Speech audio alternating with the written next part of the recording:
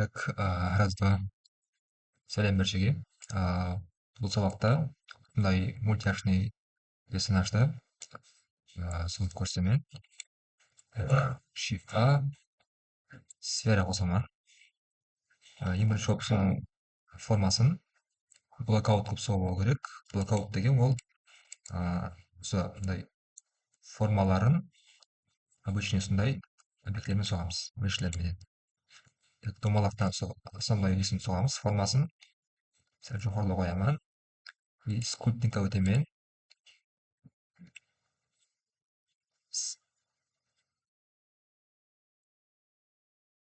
Так, screencast case сквозь элемент, Ctrl Tab, sculpt модқа өтөмүн. Сөйтіп мына жерден мерді қосып қоямыз, X бойынша сонда былай істейді. Енді мына формасын ұқсатып аламын былай, денесінің формасын.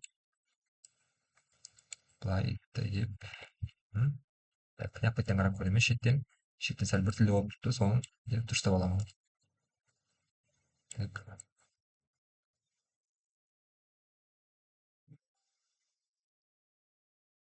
Сәлден не қылып екенбіз ғой. Туырдан қараймыз.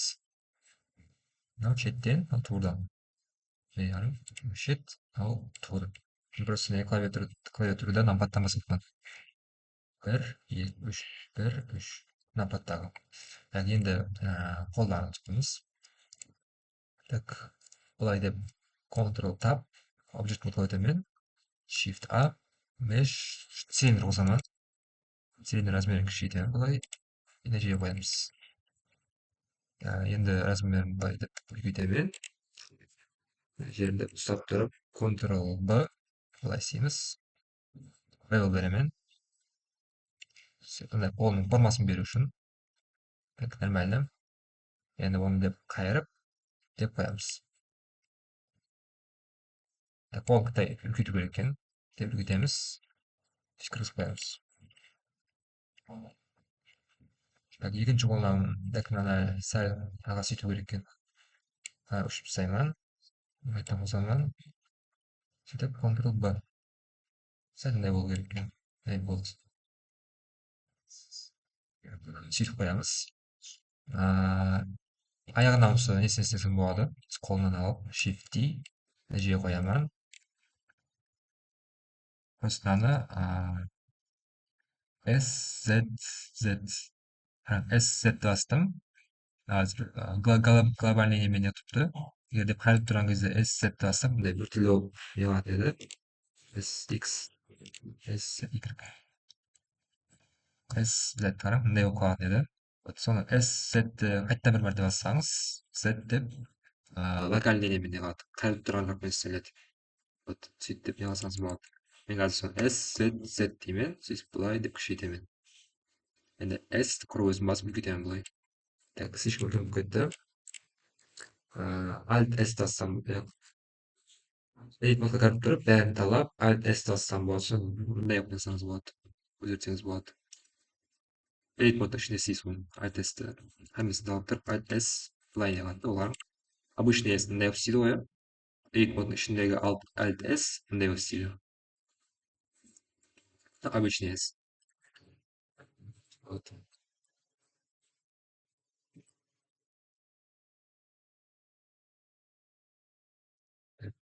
Бұлай қойып аламыз. Сәл өту керек бұлай. Енді екеуін талап, шынаған талап, mirror беремін. Mirror, мына жерден X бойынша, mirror объектін алып қоямын. Содан есінен алады, центрден алып нәтиже қояды. Сөйтіп енді осындай mirror береміз. Mirror object now, X бойынша. Так, сәл жаққа қойсам болады екен. Сохранить бұл жермен.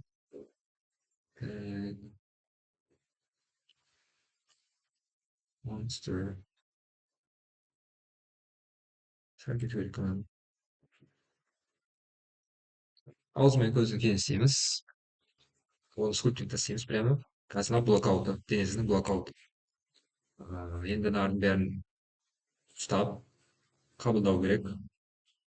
Hazır tutun. Şetten qarap göreyim. Ayağa kalktı net olup tuttu. Sonra sculpting'e qarap, bulay neje etkенimizni X'ti aniq mirror'ды косуу шарт эмес, себеби мына уже mirror'ы бар өзүнүн. Мына жерде mirror модификатору бар. Ал кабылдаган жок, ошол үчүн таасир этип турупту. Тик анан косконумда мен не боюнча алат, өзүнүн несине алып кетет булай. Вот. Себеби мына центр өзүнүн жеринде да. Мен мыяктан силсем, мыягынан чыгып берет. Азыр mirror'ды косуп койгон жокмун, ошон үчүн тек мына mirror істеп турупту. Так, мына булай деп коямын. Сәл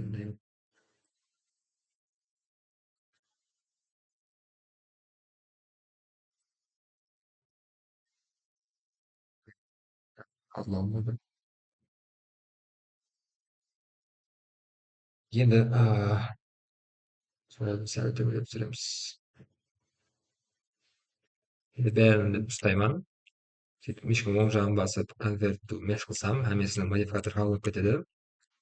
Енді бәрін ұстап тұрып, ақыр болып мынаны ұстаймын. Денесін сөйтіп Ctrl G деймін, қосып жіберемін. Енді скульпт неге өтіп, енді скульпт модқа өтемін. Ctrl Tab скульпт модқа өттім. Әзір меш берсем, жерлер қосып береді. Қазір edit модтың ішінде отдельно edit мод тұрыпты. Вот. Sonra remеш берсем, remеш қосылып кетеді. Мына жерге кіремін. Remеш. Экранын әзір төмендетіп қою керек. Unit'ті метрдан миллиметрге қойсақ удобный болады. Remеш. Соны 50 қойып көрейік. 50 remеш. Так. Қосып жіберді жерде. Тек 50 емес сәл тайтаман. 50 емес 20-ға бере қойып. Көптеу болсын детальдар. Енді қарап мындай болып қалады. Edit модтың ішінде қосылып жіберді емес.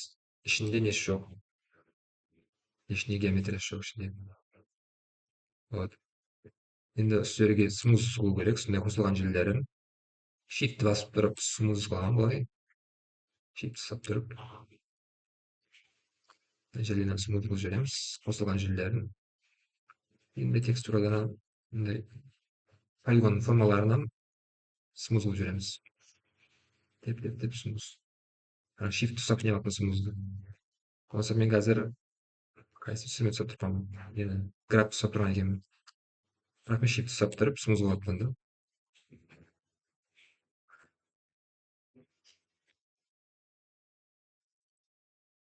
İçine smooth қылып жібереміз. Мынаны қосып қойыппын мен мына жердегі mirror'ды. Так. Егер mirror'ды мындай қосуды ұмытып кеткен болсаңыз, сөйтіп мына жерін былай өзгеріс кіріткен болсаңыз, опять шықпаған болса, оны дұрыстаудың жолы бар. Опять сенде қарам. Мына жерін деп шарт қоямын былай, случайно былай. Случайно емес, мен мына жерін істедім былай. Көзін істедім дейді. И mirror'ды қосуды ұмытып кеткенмін.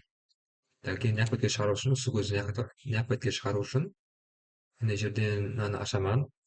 И direction деген жерден, симметрия деген ішіндегі direction деген жерде минус x'тен плюс x'ке қою деген. Так, мына минус соны мына плюсқа жібереді. Symmetrize мына шығарып берді. Осыны плюс x'тен минус x'ке десем, наоборот, жоқ жақ бетін мынаға не қылып жібереді. Сөйтіп мына беттегі көз жоқ болып кетеді. Соңғы түскен болады мына жер. Вот. Сондай қылсаңыз болады. Мынаны қосып қоямын. Смуз болды. Нормально. Мына жерде смуз қыламыз. Енді көзін сұғау керек. Аузын сұғайық бірінші болып. Мына жерден так.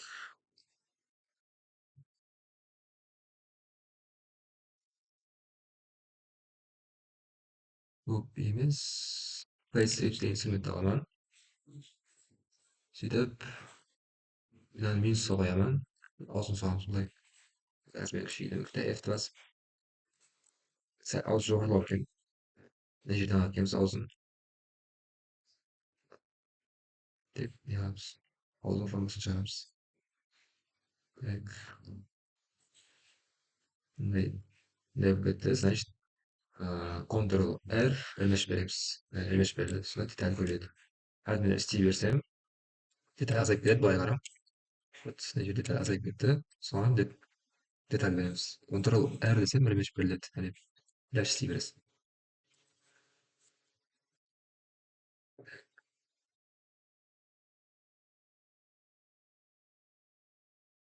Smooth'lukni tuzaymiz shuni.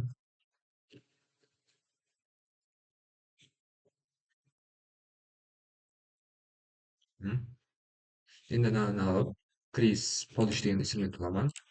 Сөйтіп, плюс қоямын. Бұл былай деп шығарады, мына несін қырларын өткір қылады, былай. Сәл қарам, стиль береді қырларына өткір қылып, бір жерге жинап. И Ctrl-ды басып тұрсам, минус болып істейді. Ол обратно мындай жай жібереді қырларын. Яқ, ішке қояды екен, қойып істейді екен. Қазір бізге плюс керек, сол үшін Ctrl-ды баспай істеп қырларын тек шығарып аламын. Жерлерін наоборот минуспен деп боямын, іш бетлерін.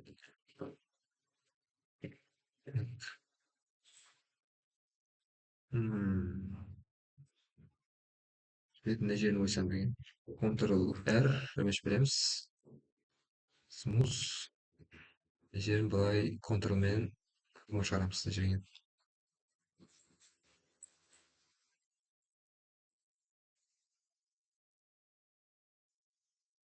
Мынаның былай плюспен деп істеп шығарамыз. Мына жерге smooth беремін. Мына жерге smooth беремін. Smooth. Мына жерге smooth берсем, қазір деталь мына жердің несі сызығы жоқ болып кетеді. Соның үшін smooth'дықты ойланып беру керек. Керек жерлерге. Ctrl-мен былай қырын шығарамын. Мына жерге smooth. Енді мына граф инструментті алып, былай формасын шығарамыз. Күліп тұрған.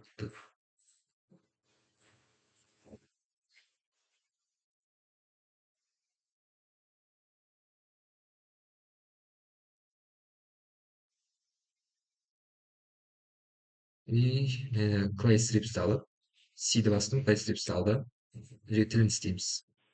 Так, плюс қоямын. Ctrl+R ремеш беремін.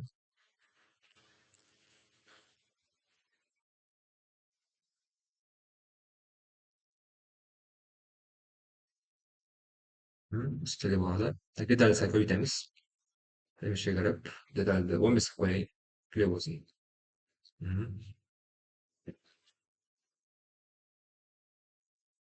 Жерлер сәл күтіп ойқылау болады екен. Деп былай шығады. Жер ойқылау болады.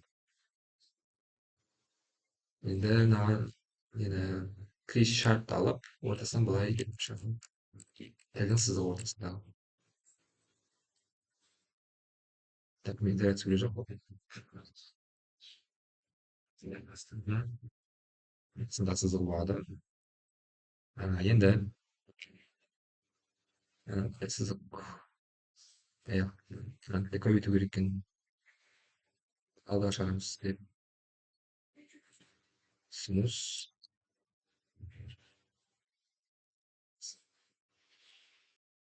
Мына жерін дәп істейміз. Тілінің шетін былай шығарамыз формасын. Криш шартпен сөйтіп істесем болады. Ctrl ұстап тұрып былай. Қазір ана минус тұрып төменгі криш шарп. Ctrl ұстап тұрсам плюс болып істейді былай шығарады. Смузды жіберемін.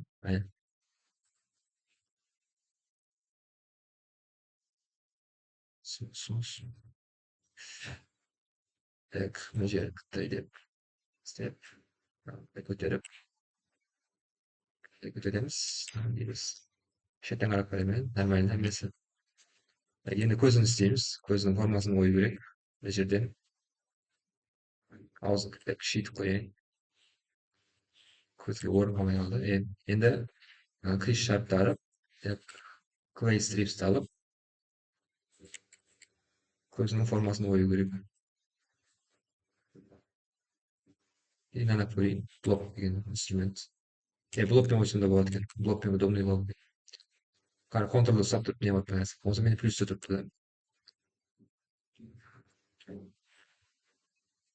Ctrl R жұмыс береміз. Енді мынаны бес почта алып, шетлерін неғамыз, бірлеу қыламыз.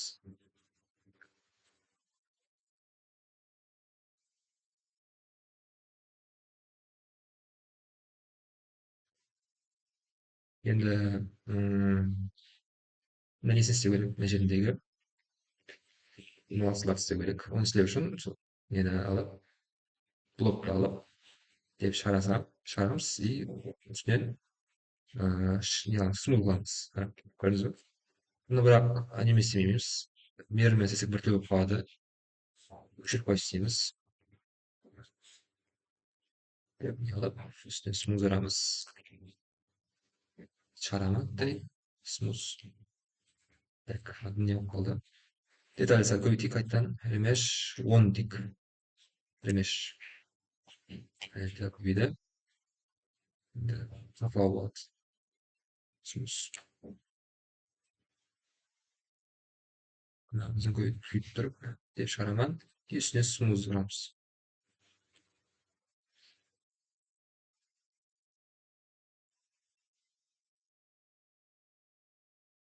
Мына жерге үшеуін істеу керек. Шығарамыз.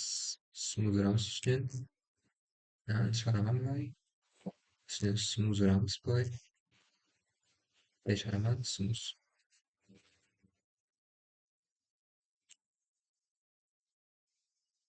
Мына жерге біреу керек. Шығарамыз. Смуз. Шығараматтай. Смуз.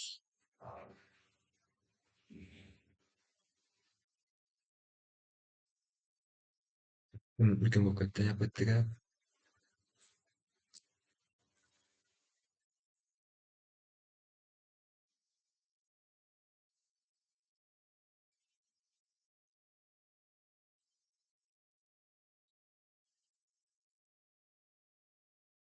Смуз. Смуз. Смуз. Бетля текст болып тұру үшін смуз бердік. Басында біреу бар екен. Мына жерінде. Былай қарап істейін. Смуз.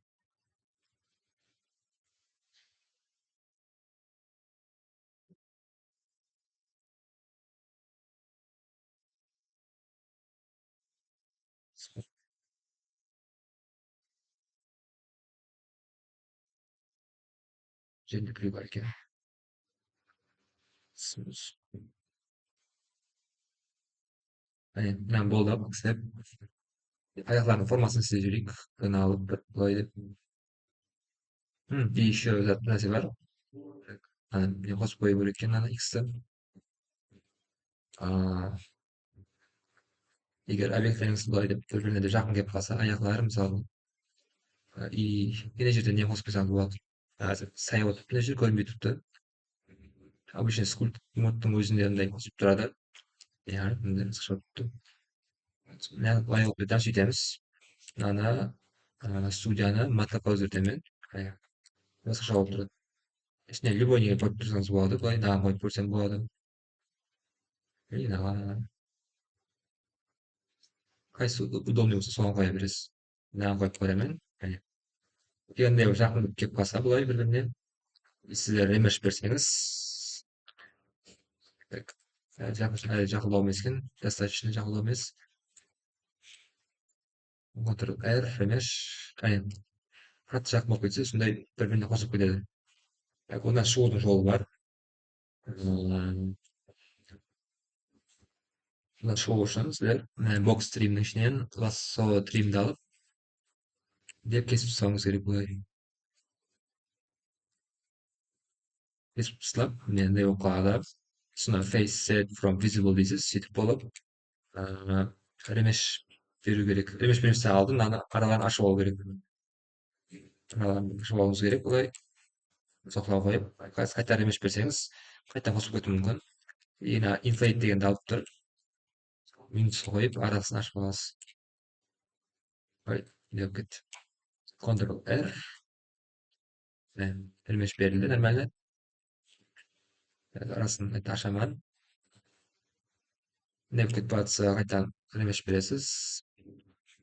Smooth berip жүрөм сен жерге. Smooth. Smooth, smooth, smooth. Arasına taşadım qaytadan. Inflate деген инструмент. Ол негізі не үшін? Элеме smooth беріп беретін жерге. Inflate шығару деген андай сіз жібереді и минусты қойсаңыз наоборот істейді. Иә. Ctrl.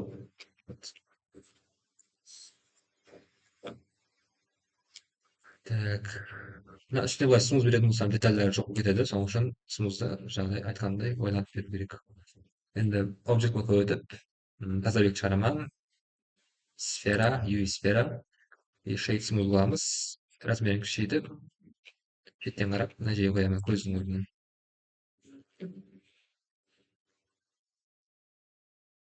Көздің орнына былай деп кіргізіп қою керек.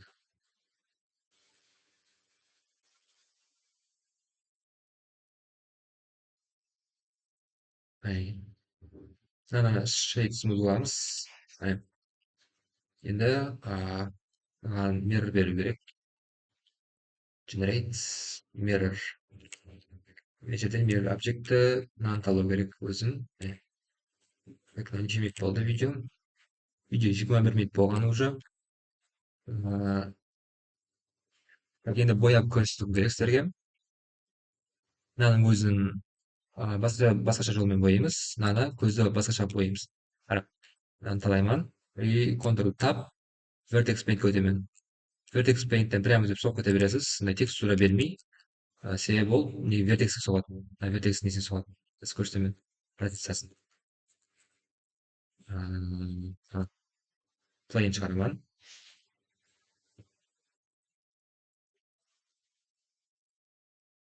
Екі плейн жерге деп қойман. Vertex Paint'ке өтіп мынаны деп боясам, қарам.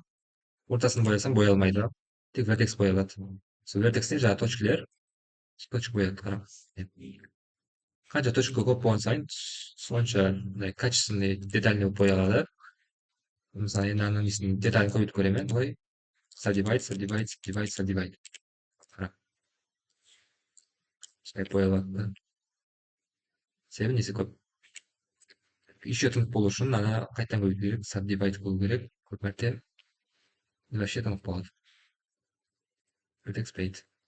Ана Ctrl Subtract деп өшіп тастаймын. Жасатсаңыздар білінеді. Төртінші кені. Вот. Қазір мынаның несі көп, детальдері көп. Сонда мынаны боясақ, андай деталь көп. Тынық болып қойылады. Бірақ көздің несінің объекттің мештің деталь аз. Оны деп боясам біртүрлі болып қалады қазір. Соның үшін оны деталін көбейтпейміз. Деталін көбейтсек, негізі құры не болады, нагрузка болады компьютерге. Оны деталін көбейтсек, бұны texture paint қыламыз. Мындай текстура береміз. Мына қазір vertex paint еді. Енді аны texture paint қыламыз. New материал беремін. Енді жерге texture неге өтеміз. Ctrl Tab, texture paint. Розовый болып себебі мына несі жоқ, текстурасы жоқ. Мына жерден texture slots, material, плюс base color дейміз. Альбаны тастаймын. Мынау тұра береді. И add. Мындай цвет болды. Текстура берілді. UV бар өзінің. Енді қарай бояп көрсем, мындай тынық болып тұпты. Бұның болса несі жоқ. Мындай Vertex ондай көп емес. Текстура сондай істейді. Яққа түседі текстура. Текстураны сепаны енді сохранить қылу керек. Сейвті басып. Болса жоқ кетеді. Ал Vertex Paint мындай істейді. Vertex Paint. Vertex Paint не бетте көрінеді. Яқ бетте көрінеді тек. Viewport Shading'да Solid'де көрінеді. Material Preview десе, мынау көрінеді. Texture Paint яқта көрінеді. Texture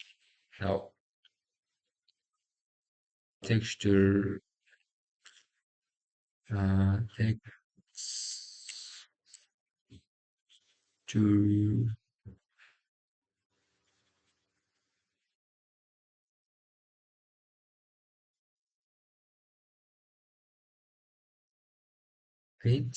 Anavı ise vertex paint.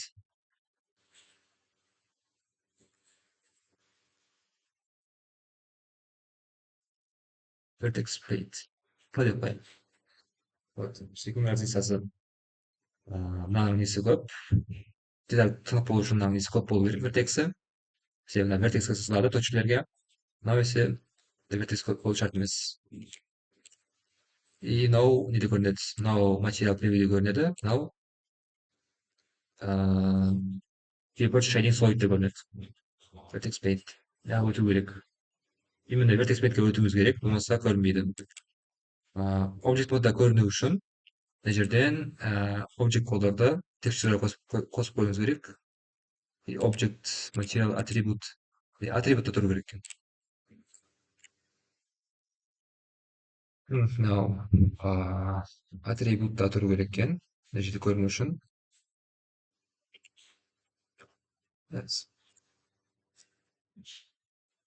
Текстура қойса мынау көрінеді. Тек қойса мынау көрінеді. Бірақ мынаны текстураға өткізудің жолы бар. Оның үшін мынаған не бересіз?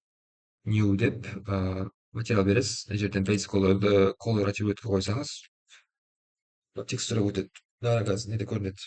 Материал превьюде көрінеді. Мынаның даже детальдарын былай x limited dissolve деп жүрсем да, детальдар жоқ болып кетті.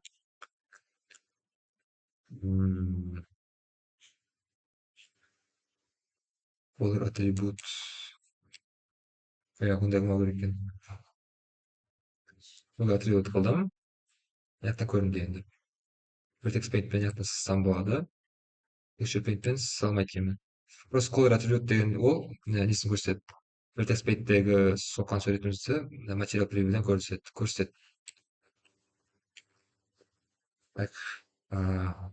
Сондай. Мынаны қазір vertex paintпенен бояймыз. Мына бетте мына жерден мынаны ашып қоямын и мынаны батып қоямын. Сонда мынау жоқ кетпейді.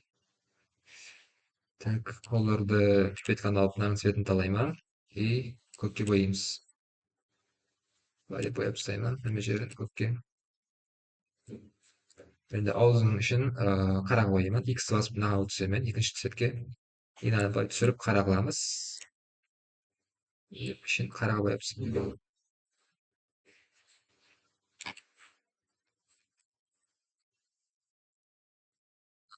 Түге қойып көрейік. Нормально көрінеді.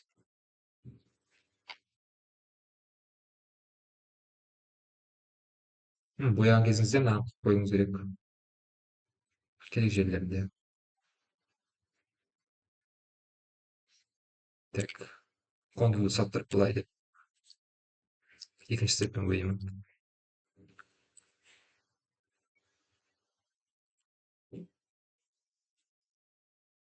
Контурды саптырып, мына екінші цветті алады да контурды басып тұрсам. Как ужегіш болып істейді. Shift саптырып не алсам, смуз қылып жібереді. Мына жерден смуз қылып жібереді. Так, енді тілін бояу керек. Сараны көтеріп, қызылға өзгертемін. Тілін бояймыз.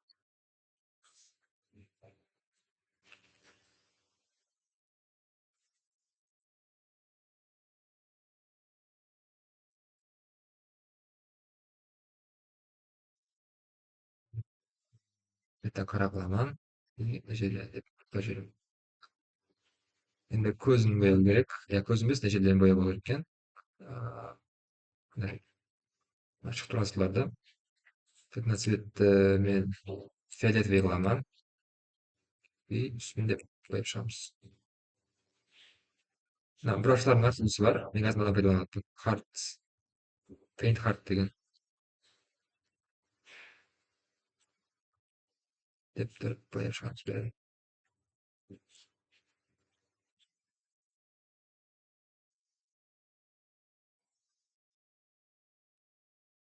Мына пәтлер мейір қосып қалған екен, мына өшіп тастаймыз. Мейірді өшіп тұрамын. И мына деп контур саптырып былай өшіп тастаймын.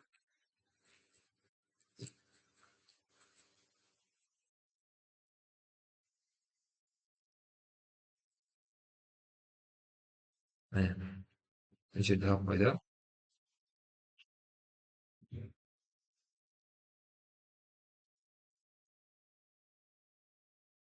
Так, мына жер болды. Енді ұсыны мына бетте көріну үшін материал береміз. Сөйтіп болып, base color'ды base color мына жерін басып, color attribute дейміз. Мына көріне түсінді. Енді көзін vertex paint'те боямаймыз, көзін texture paint қыламыз. New деймен. Мына жерден texture paint өткіземін. Ctrl Tab, texture paint, texture slots, плюс base color, alpha жасаймыз. Осы тұра берді. Add деймен. Енді қара қойымыз көздің ортасын. Аны қара қоямын. И былай жасаймыз. Так. Бірде қойсам болады, кейін басып қойсам. Бірде басып жіберсем болады. Әне. Так, бұны просто енді көзін бұрып қою керек. RR деп тұрсам болады. RR. Несін roughness деп түсіріп қоямын. Жылтырап тұрады. Металлик деп көтерсем, мындай болып қалады екен. Roughness түсіріп қояды екенмін былай. Өзінің roughness'ынан деп түсірсем болады. Жылтырап қалады өзі, бірақ нөл басып қоя берейік өзінің roughness'ын. Әне. Сай монстр готов.